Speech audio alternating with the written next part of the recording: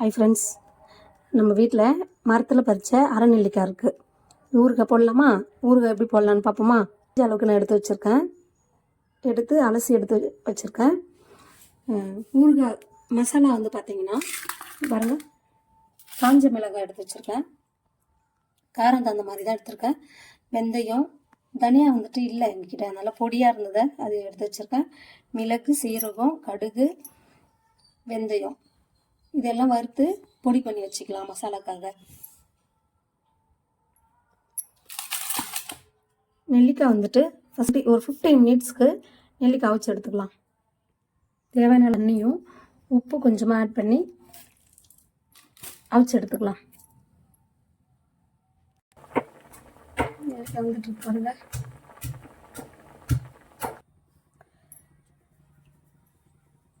நெல்லிக்காய் அவிச்சு எடுத்தாச்சு. இப்போ தாளிச்சு எடுத்துக்கலாம். நெல்லிக்காய் ஊறுகாய் எண்ணெய் ஊற்றியாச்சு.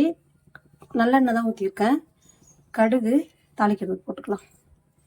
கடுகும் பெருஞ்சீரகமும்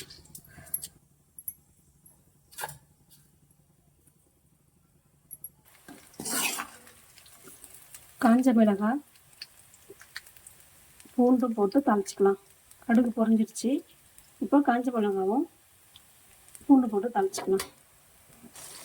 அவிச்சு வச்சு அரை நெல்லிக்காயும் ஆட் பண்ணிக்கலாம். குழம்பு மிளகா பொடி இருக்கு இல்லையா, அது அரை ஸ்பூனு சேர்த்துக்கலாம்.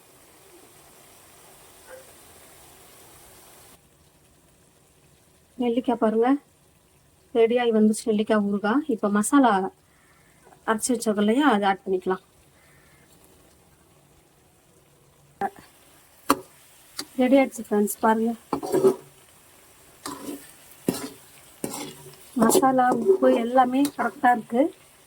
எண்ணெய் கூட பாருங்கள் பிரிஞ்சு வந்துட்டுருக்கு. நெல்லிக்காய் ஊறுகாய் ரெடி ஆகிடுச்சு. நீங்களும் உங்கள் வீட்டில் இதுமாதிரி ட்ரை பண்ணி பாருங்கள். நம்ம அப்படியே சாப்பிடும்போது சளி பிடிக்கும் இல்லையா, இதுமாதிரி ஊறுகாவே சாப்பிடும்போது சளி பிடிக்காது. நீங்களும் இதுமாதிரி ட்ரை பண்ணுங்கள்.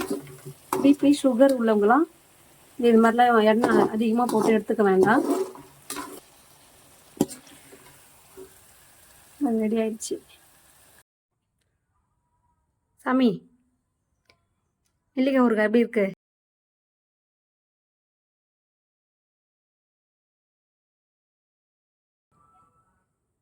ம்